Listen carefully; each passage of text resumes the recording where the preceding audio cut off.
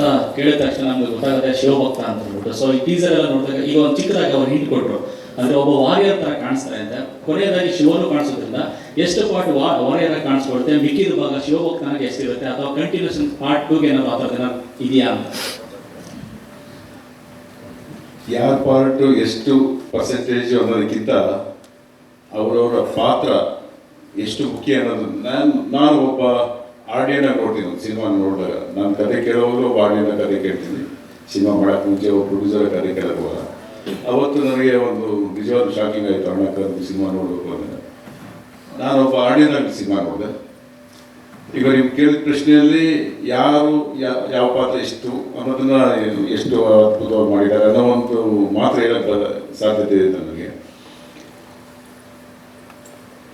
ಈ ಪಾತ್ರಗಳಲ್ಲಿ ನಾನು ಅದನ್ನು ಹೇಳಿದ್ದು, ಈಗ ಇದೇ ಕ್ಯಾಸ್ಟಿಂಗು ಒಂದು ಕಮರ್ಷಿಯಲ್ ಮೀನ್ಸ್ ಟು ಸೇ ಒಂದು ಆ್ಯಕ್ಷನ್ ಪಿಕ್ಚರು, ಬೇರೆ ಹಿನ್ನೆಲೆ ಇರುವಂಥ ಬೇರೆ ಸಿನಿಮಾಗಳು ಮಾಡಿದಾಗ ಯಾವ ಥರ ಇರುತ್ತೆ ಅನ್ನೋದನ್ನು ನಮ್ಮ ಮೈಂಡಲ್ಲಿ ಇರ್ತೀವಿ ನಾವು. ಇದನ್ನ ನಾನು 100% ಪ್ರಾಮಿಸ್ ಮಾಡೋದೆ. ನೀವು ಎಕ್ಸ್ಪೆಕ್ಟ್ ಮಾಡಿರಲ್ಲ ಅಕ್ಷಯ್ ಕುಮಾರ್ ಈ ಥರ, ಅರೆ ನೀವು will be shock. Mohan Lal ಅವರು ಅರೆ ಈ ಕ್ಯಾರೆಕ್ಟರ್, ಈ ಒಂದೊಂದು ಪಾತ್ರ ಒಂದೊಂದು ಹಂತದಲ್ಲಿ ಬಂದು ನಿಮ್ಮನ್ನ ಹಾರ್ಟ್ ಟಚ್ ಮಾಡಿ ಹೋಗ್ತಾ ಇರುತ್ತೆ.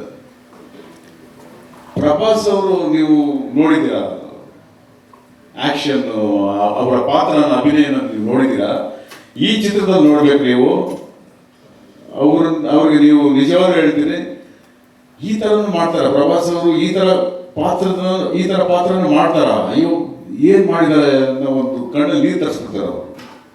ಕಣ್ಣಲ್ಲಿ ನೀರು ಬಂದ್ಬಿಡುತ್ತೆ.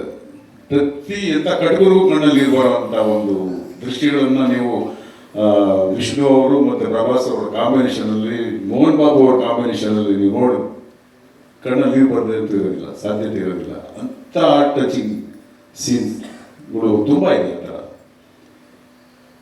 ನಾನು ಈ ಸಂದರ್ಭದಲ್ಲಿ ಸೇಮ್ ಎಲ್ರಿಗೂ ಇದ್ದಂಥ ಡೌಟ್ ನನಗೂ ಇತ್ತು, ಇವರು ಯಾವ ರೀತಿ ಈ ಚಿತ್ರನ ನಿಭಾಯಿಸಿರ್ತಾರೆ ಅನ್ನೋದು ನಾನು ಸ್ವಲ್ಪ ಮುಂಚೆಯಿಂದ ಡೈಲಾಮಾಲೆ ಇತ್ತು ನನಗೆ. ಎಷ್ಟು ಅದ್ಭುತವಾಗಿ ನಿರ್ದೇಶನ ಮಾಡಿದ್ದಾರೆ ಅಂದರೆ ರಿಯಲಿ ಅವರ್ shock. Prabhu sir first half ನೋಡ್ತೀರಂತೆ, ಸೆಕೆಂಡ್ ಹಾಫ್ ನೀವು ನೋಡಬೇಕು, ಮೈಂಡ್ ಬ್ಲೋಯಿಂಗ್. ಸೆಕೆಂಡ್ ಹಾಫ್ ತುಂಬ ಇಂಪಾರ್ಟೆಂಟ್, ಅದರಲ್ಲೂ ಇಂಥ ಚಿತ್ರಗಳಲ್ಲಿ ಅಷ್ಟು ಅದ್ಭುತವಾಗಿ ಮಾಡಿದ್ದಾರೆ. ಒಂದೊಂದು ಪಾತ್ರ ಆ ಸಂದರ್ಭದಲ್ಲಿ ಬಂದು ಎಲ್ಲರೂ ಹಂಗೆ ಟಚ್ ಮಾಡಿ ಹೋಗುತ್ತೆ. ಆ ಮನಸ್ಸನ್ನು ಹಂಗೆ ಎಬ್ಬರಿಸಿ ಟಚ್ ಮಾಡಿ ಅದನ್ನು ಒಂದೊಂದು ಇನ್ನೂ ಖುಷಿ ತರ್ತಾ. ನಾವು ಹೆಂಗೆ ಸಿನಿಮಾ ಸೆಕೆಂಡ್ ಹಾಫ್ ಮುಗೀತೆ ಗೊತ್ತಾಗೋದಿಲ್ಲ, ಅಷ್ಟು ಅದ್ಭುತವಾಗಿ ಮೂಡ್ಬೋದಿದೆ. I think the best